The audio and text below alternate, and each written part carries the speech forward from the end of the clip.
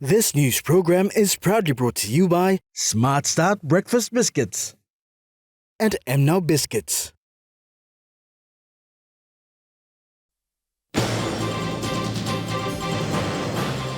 Peter O'Neill questioned government on law and order.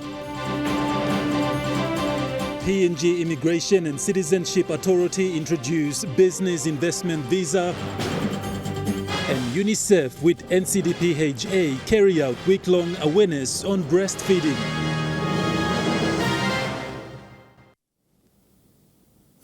Good evening. This is Tuesday's News. I'm Godwin Eki. Thank you for joining us.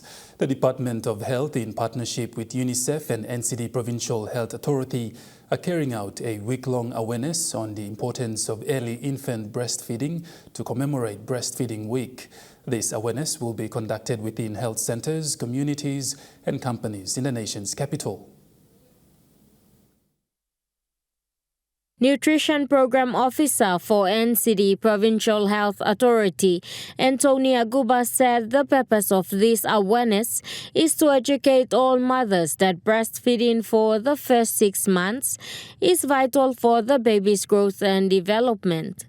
She said many mothers look for easy solutions to satisfy their baby's hunger, choosing bottle feed. While this is a solution to solve the baby's problem, the impact of malnutrition can be permanent. She alluded on the importance of breastfeeding. Breastfeeding is very important for the baby from birth to 6 months. But the breast itself has everything, the nutrients that the baby needs. Actually, the first time that the baby is born, the colostrum, that is where it contains all the antibodies. Antibodies, it's really rich in nutrients as well. So that breast milk contains all the nutrients, all the antibodies, or whatever necessary things that the baby needs, it's all in the breast, which another milk or another feed cannot replace that.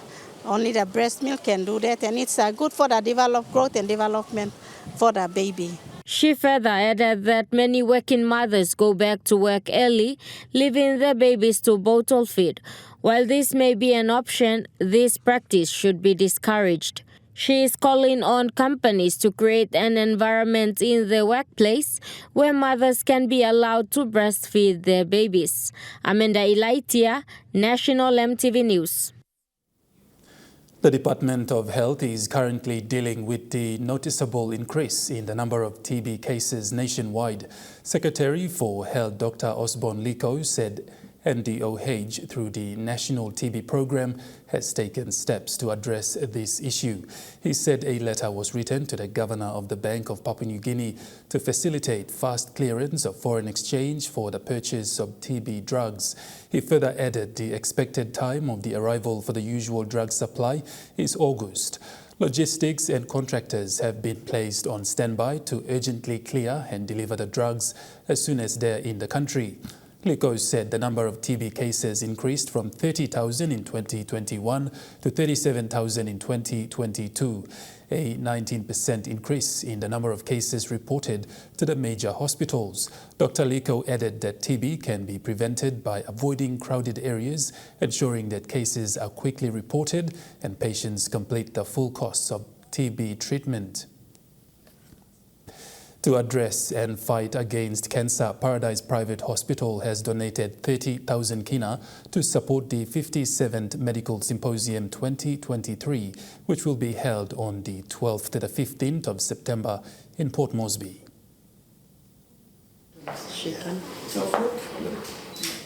Finance Director for Paradise Private Hospital, Janet Sio, said the PNG Medical Society has been doing an excellent job for the last 56 years and expressed her gratitude towards the invitation to be part of this event.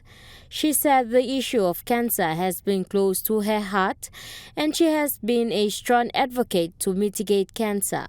The impact of being diagnosed and with cancer can be devastating, and it carries a social and economic cost to families and society at large.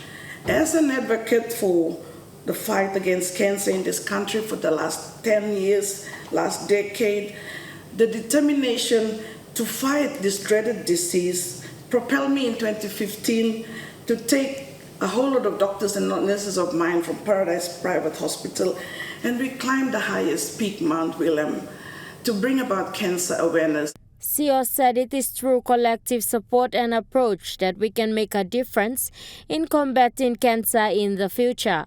Amanda Ilaitia, National EMTV News. The National AIDS Council Secretariat held their HIV Stakeholders Mini Forum today with their partners and stakeholders from the government and private sectors and also their donors. The theme for the forum is working together to end HIV and STI in Papua New Guinea. The purpose of the forum is to coordinate the HIV response into one reporting system and addressing issues based on the 3-1 principle. Acting Director of the National AIDS Council Secretariat, Tony Lupiwa, said that the AIDS Council is responsible for the treatment, care, support and the prevention of HIV in the country. And during that time, we implemented so many programs. We had billboards, we had TV, and we had the newspapers, and we had programs on the provincial radio stations.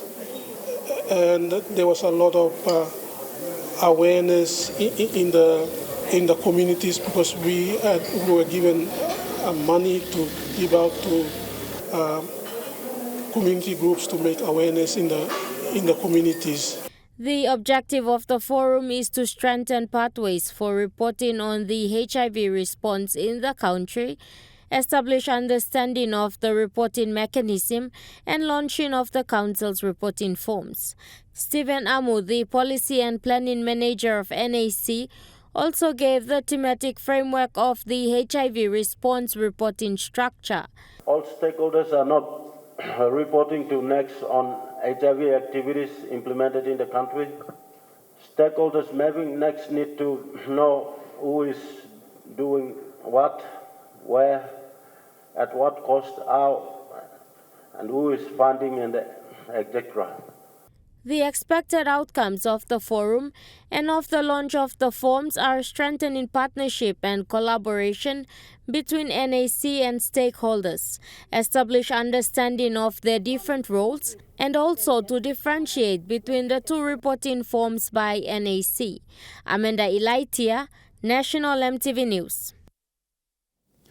The National AIDS Council Secretariat will be able to be working closely with provincial health authorities by implementing prevention programs, fund resources and other projects dealing with the HIV and AIDS prevalence in the country. The National AIDS Council Secretariat aims to ensure there is coordination to maximize resource utilization and ultimately improve the country's response to the HIV epidemic in the country. Tony Lupiwa, the acting director of the National AIDS Council Secretary, said that Enga, West New Britain, East New Britain, West Sepik and Western Province have already agreed to work together with the NACS. PSIP and the DSIP funding, we are following it into the provinces and signing MOAs with them that they use some of that money to do HIV programs in the provinces.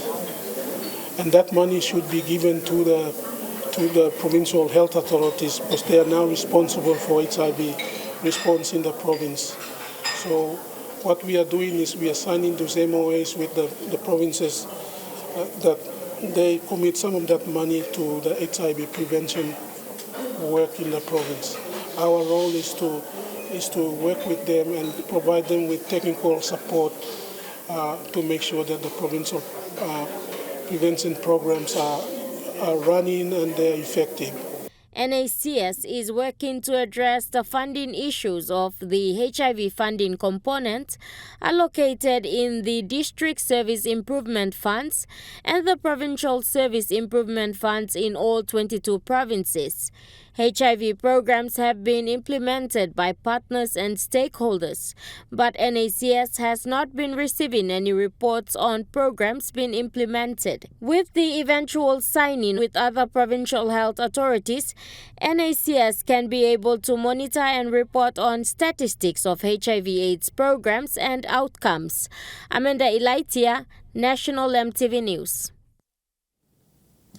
National EMTV News continues after the break with more stories. Stay with us.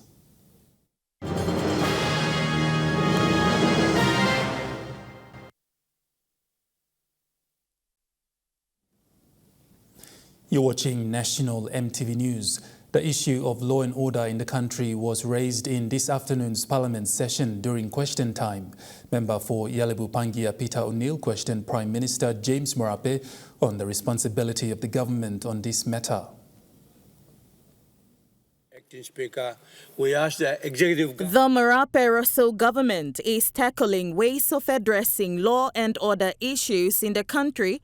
However, recent events have sent heat waves of concern where they have occurred in Enga and Hela provinces and in other parts of the country. This was alluded to by former Prime Minister and member for Yalebu Pangia, Peter O'Neill. What is your government doing to address the breakdown of law and order in especially two provinces? Our one province of Ela and Enga provinces.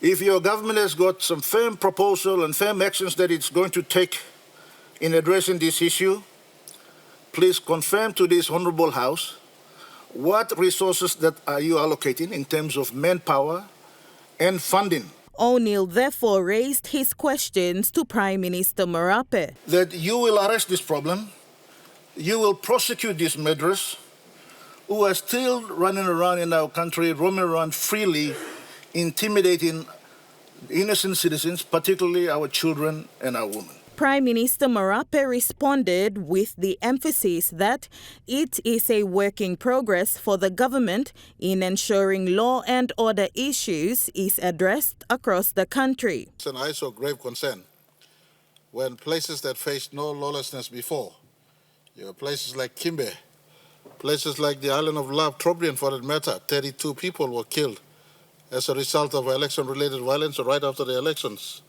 And in some other places, you see this bubble that is happening.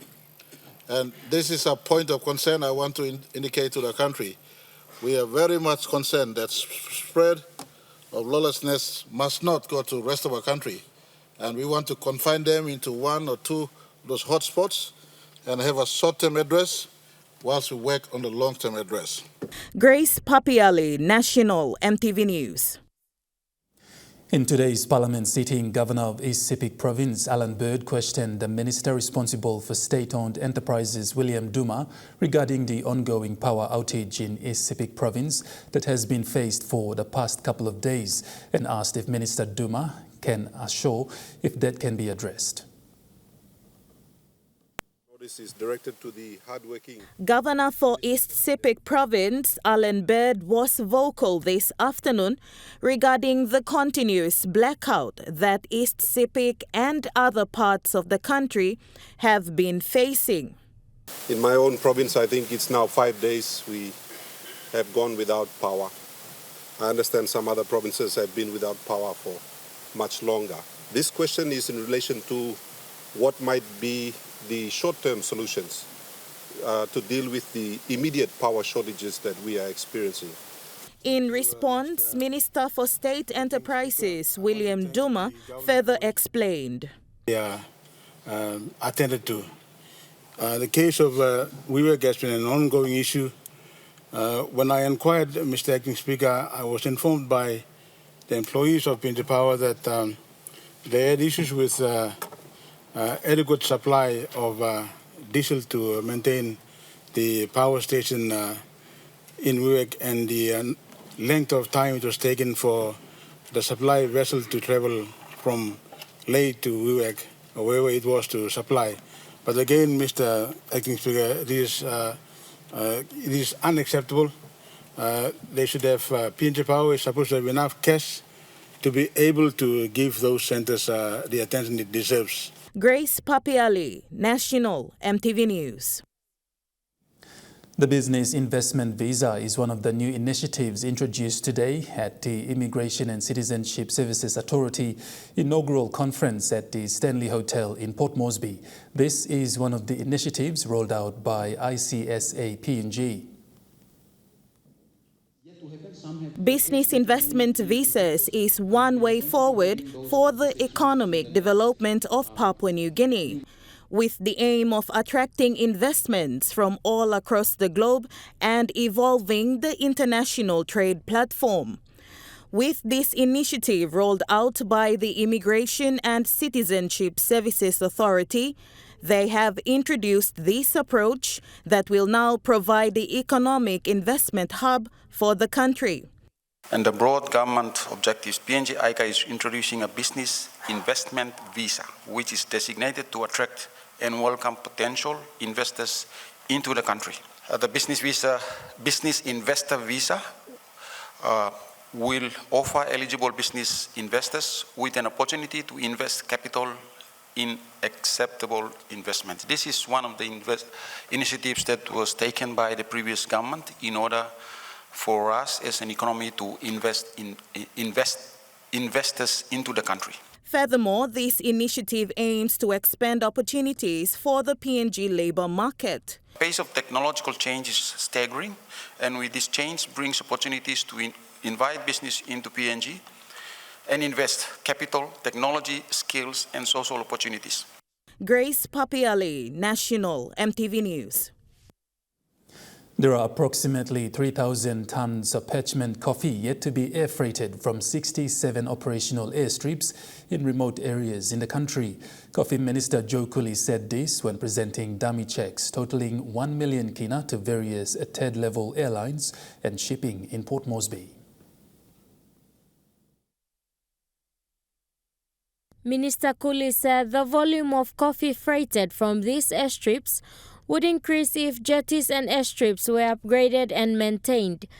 The check presentation was done by Mr. Cooley and CIC Chief Executive Officer Charles Dambui at Morauta House.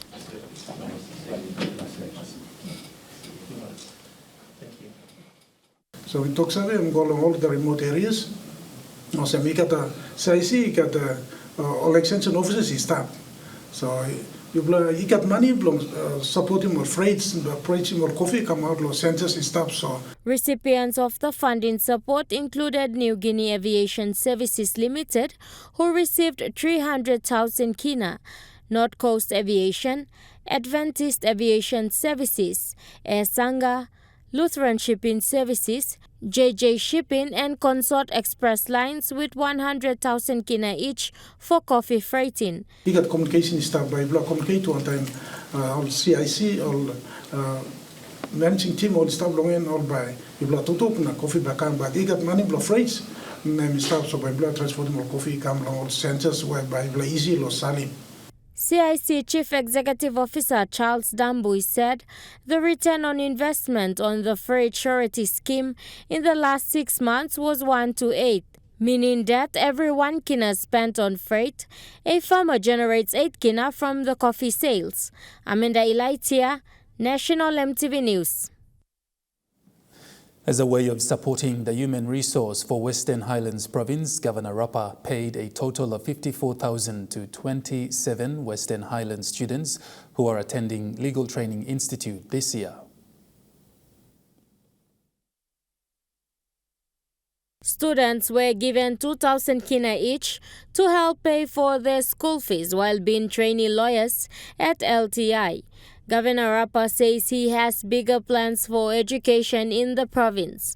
More of the similar programs will be rolled out to support the school children, as they are the future leaders of the province. Education and purpose. Okay, beyond long and by me cut program long. All schools now too by me look plenty high school staff. Na staff blocking now and quality education and one where people are promoting. Governor Appa says he will continue to support the Western Highlands students and they must return and positively contribute to their province after completing their studies. Amanda Ilaitia, National EMTV News. And now looking at the Nest Fund market report, the kina closed unchanged at $0.2790 in the interbank market.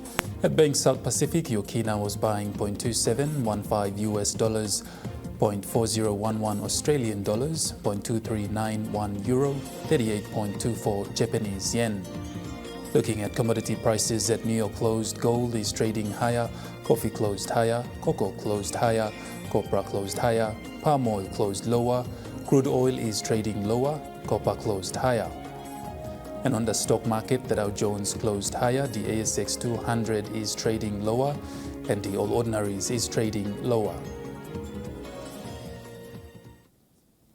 National EMTV News continues after the break. Stay with us.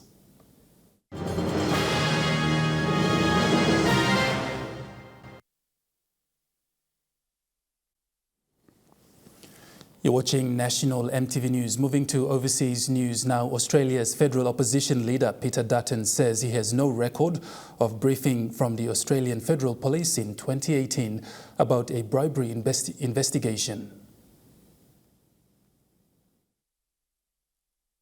This relates to when Peter Dutton was still the Home Affairs Minister in the last government. We've had revelations late last week that the Australian Federal Police had provided his office with a verbal briefing about an ongoing bribery investigation into a man by the name of Mozu Bajani. Now, this individual, through a number of companies, different companies, had a series of contracts with the Home Affairs Department for the provision of offshore detention facilities on the island of Nauru. And he was facing, at the time of this briefing, an investigation into allegedly bribing foreign officials.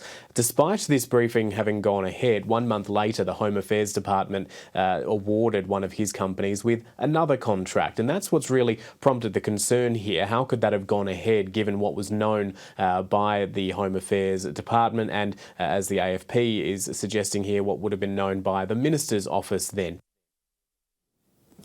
New South Wales Premier Chris Minns has announced that his government is pushing ahead with plans to convert an existing rail line to allow it to carry driverless trains.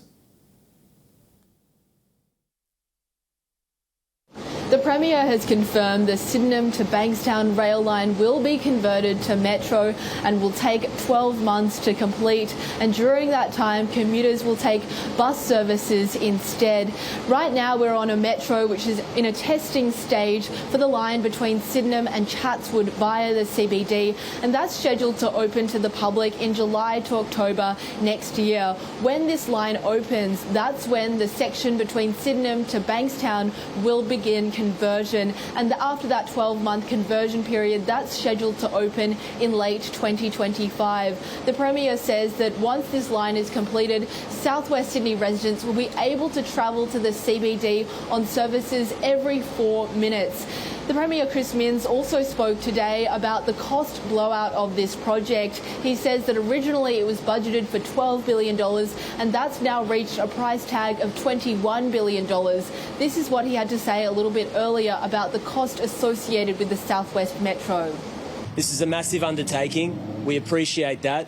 The costs associated with this budget, originally envisaged to be $12 billion, have now escalated to $21 billion. That's not a small undertaking for the taxpayers of New South Wales, but we believe we can deliver it in that time space. Researchers in Australia say a lack of houses for sale across Brisbane is driving up property prices, with advertisements down by 23%.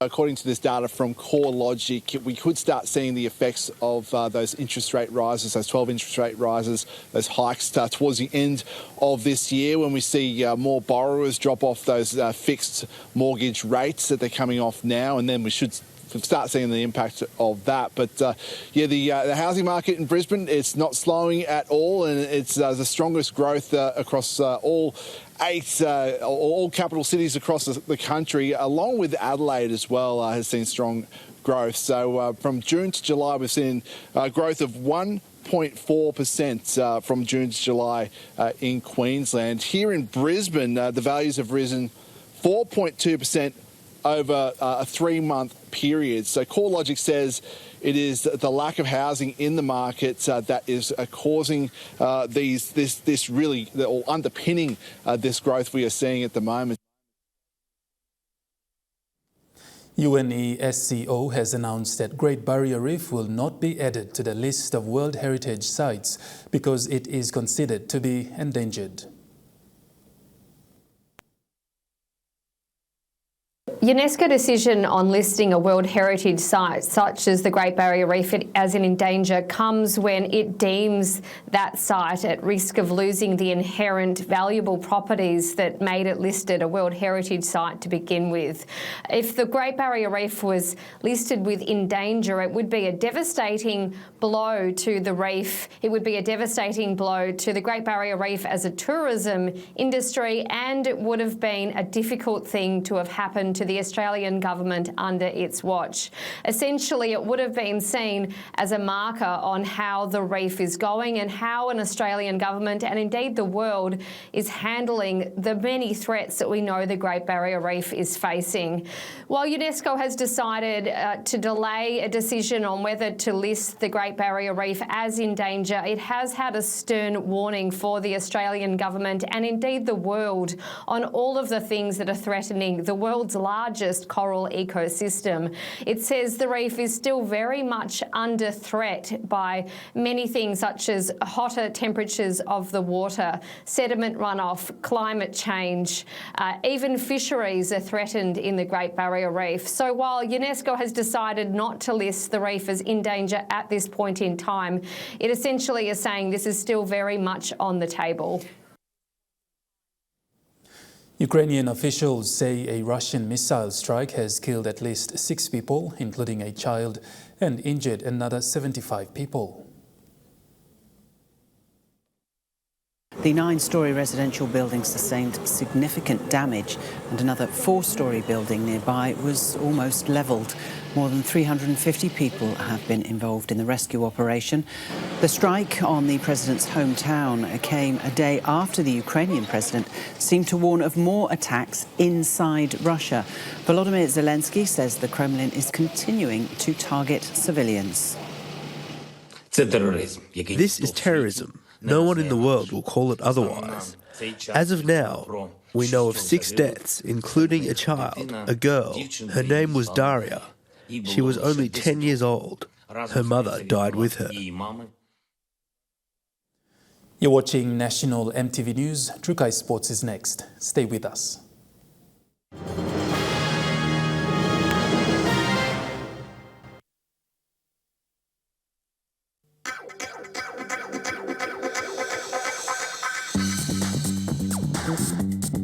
Trukai Sports.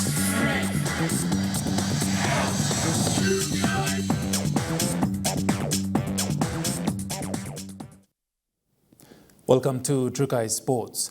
President Samson Anam Kickboxing Association Nelson Samson, in an interview with MTV's Trukai Sports, stated that he has cancelled his trip overseas due to various reasons. One of the reasons being he is preparing to host his second event of the year this August. Faced with financial constraints or lacking support to also engaging himself with supporting his fellow fighters, prepare for an international fight in USA, to also planning his next fight of the year for his local kickboxing club, Nelson unfortunately won't be travelling to Australia to participate in his invitational bouts in Sydney. This is because he has committed his time to training fighters here in Port Moresby get ready for their first international bout in USA with their aim to find promoters in America. Regarding my event in Australia in 2023, I canceled all my event in Australia because of this kickboxing show that we are hosting in Papua New Guinea. Because of the fire start banning in kickboxing, so we can, by living like me, I am the only guy that keeping the fire banning in kickboxing country. So if I leave to Australia, then I can stay for like 6 to 7 months in Australia, but then the kickboxing, the country will die out. That's why I'm cancelling all my events for 2023 in Australia. He added that not only is he restricted to supporting the fighters travelling overseas, but he is also planning his local fight hosted by his club in August, where fighters from around Port Moresby representing their clubs will also participate. The system promotion is PNG owned. I created it, so the company, and I hosted 6 to 7 kickboxing events in the country, mostly of them in Bomana. And 2023, I hosted first kickboxing show, and this is them in Bomana, and this is gonna be second kickboxing event is on August 27th. August 27th. I'm looking forward to host the event in Bomana again. Nelson is currently looking for sponsorship while training and organising the event as scheduled for August. The PNG Kickboxing Federation, currently preparing to travel overseas, is looking forward to hosting a gala dinner as part of their fundraiser. PNG professional and international kickboxer Nelson Samson said he is privileged to have supported the federation to get the selected fighters ready for the first international bout. I'm really glad and happy with us PNG Kickboxing Federation and the President Stanley Nandex to bringing a team down to US. Being part of the team and being a coach to the team, I'm really happy. That's first, most of them are first international exposure to fighting among some of the best fighters in the US and showing the skills and ability of PNG, and at the same time for them bring the talented PNG kickboxers down to US. I'm really happy to be part of the team and taking them down to US. To Netball World Cup that's currently underway in South Africa now. As of last night, the Netball World Cup saw its preliminary rounds taking off to a scintillating start as Tonga and England opened the round before Tonga was defeated by England 72 points to 46 at full time. Our Pacific sisters Fiji were defeated by Malawi 62 points to 48 at the final whistle. Away we go again. Despite the high difference in the goal defence, both teams still maintained momentum in the first and second quarter, although England, having the upper hand, led the match in the second and third quarter. In the final quarter, Tonga, still trailing behind, tried its very best, but England, having great defence in all position, saw them take the lead in the final quarter as they walked away victors in the final hooter with 72 points to Tonga 46. In other matches, our Pacific sisters Fiji were defeated by Malawi 62 points to 48 at the final whistle. While the match between the host nations South Africa and Trinidad and Tobago saw host South Africa take the win with 69 points to 28 at full time. Neighbours Australia took out Scotland in the final quarter as they won the match with 76 points to 37 at full time. While New Zealand beat Wales with 83 points to 34, Jamaica thrashed Uganda 61 points to 49 at full time. The Netball World Cup, hosted by South Africa, continues. Trukai Sports continues after the break. Stay with us. Trukai Sports. You're watching Trukai Sports. We continue with overseas sports. The Port Adelaide star Elia returned to the field and play only 8 minutes after he was helped off following a heavy collision with teammate Lekchi Jones. Alir shouldn't have gone back out on the field, according to a number of people within the AFL medical community. He got knocked out here, he got concussed there, and he returned to the field to carry on playing. And he is subsequently going to be missing this weekend's match because he's now in the concussion protocol. So the Please Explain is all around how that was missed, how protocols weren't followed, and how he ended up back out on the field. I'm sure we'll find out more about that once the investigation comes to a close. Perth-based Olympian Peter Bowl has been officially cleared of doping by Sports Integrity Australia after the 29-year-old athlete was tested positive to the banned drug. The 29-year-old athlete received a provisional suspension in January after testing positive to the banned drug. In February, that suspension was lifted after his B sample test returned an atypical result.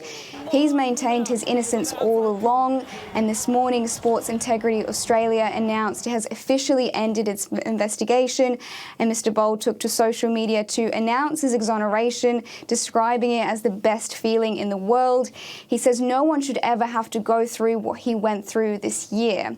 Now, the World Anti-Doping Agency has now agreed to undertake an investigation into its EPO testing to ensure that no other false positive tests happen in the future.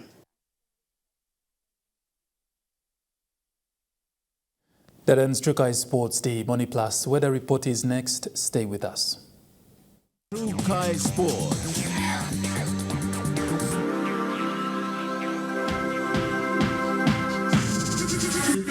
Trukai Sports.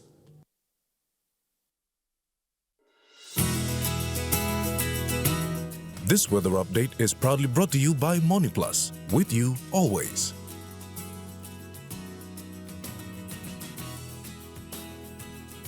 Weather forecast for the next 24 hours. Southern region, Port Moresby mostly fine and windy. Daru, Kerema and Alatau cloudy periods with brief rain drizzle. Popondetta cloudy periods with some rain drizzle. In the Momase region Lane, mostly cloudy with some rain drizzles at times. Madang cloudy periods, Wewak cloudy periods with possible brief showers. Vanimo cloudy periods with few showers. And in the New Guinea Islands region, Lorengau and Kimbe cloudy periods with brief showers. KVN, Kokopo, Rabaul, cloudy periods with brief drizzle. Buka, cloudy periods with few rain drizzle. And in the Highlands region, Mount Hagen, cloudy periods with few rain drizzle, then morning fog. Goroka and Kundiawa, cloudy periods with brief showers, then morning fog. Mendi and Wabeg, cloudy periods with few showers, then morning fog.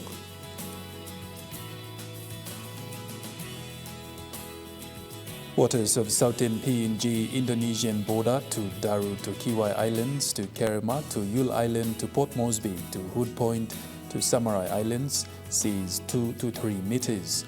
Waters of Samarai Island to eastern and western Milne Bay Islands to Cape Vogel, seas 2 to 3 meters. Waters of north of Cape Vogel to Yuan Gulf to Finschhafen, seas 1 to 2 meters.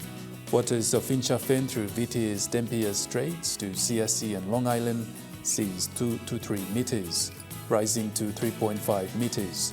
Waters north of Long Island to Madang to Wewak to Vanimo and northern PNG Indonesian border, seas 2 to 3 meters, rising to 3.5 meters.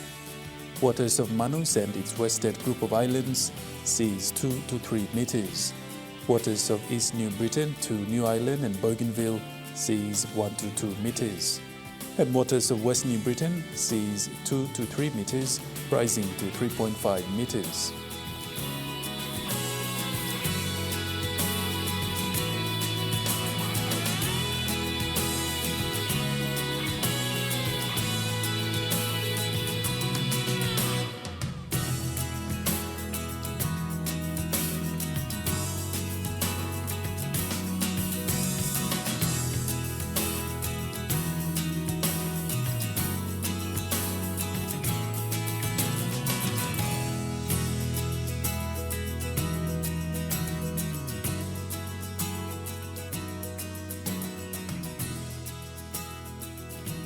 And taking a look at the ocean forecast, Coral Sea sees rough southeast winds of 25 to 33 knots.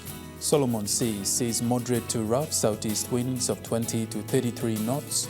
Prismax Sea sees rough to very rough southeast winds of 25 to 33 knots, increasing to 45 knots. And Pacific Ocean sees light southwest to westerly winds of 10 to 15 knots.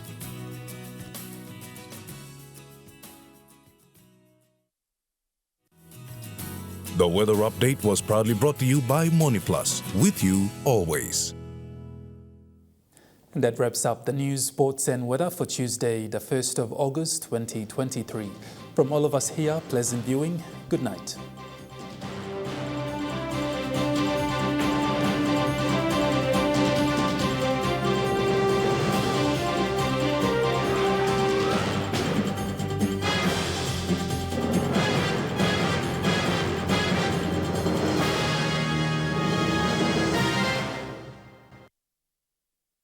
This news program was proudly brought to you by Smart Start Breakfast Biscuits and Gold Nuggets.